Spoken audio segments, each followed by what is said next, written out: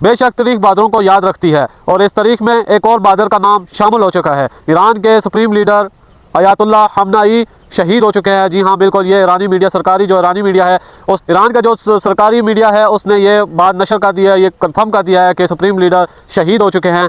कुछ टाइम पहले ट्रम्प ने भी ट्वीट करके उसने बता दिया था, लेकिन हमने नहीं माना, हमें उस कुत्ते की ज़बान पर ज़रा यकीन नहीं है। लेकिन अभी ईरान की मीडिया ने ये ऐलान कर दिया है कि सुप्रीम लीडर शहीद हो चुके हैं।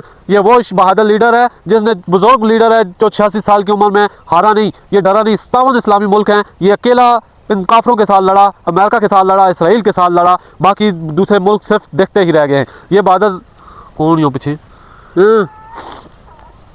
ये बहादुर जब अल्लाह ताला के पास जाएगा तो ज़रूर बताएगा कि मैं अपना फ़र्ज़ अदा करके आया हूँ। हम लोग क्या जवाब देंगे, हम मुसलमान क्या जवाब देंगे जाके? अल्लाह पाक हमारे हुक्मरानों को ये तौफीक दे, थोड़ी अक्ल दे कि वो क्या कर रहे हैं। ये बिल्कुल नाइंसाफ़ी कर रहे हैं। अफ़गानिस्तान हमारा दुश्मन नहीं है, हमारा दुश्मन अमेरिका है, हमारा दुश्मन इसराइल है, उसके साथ हमने लड़ना है।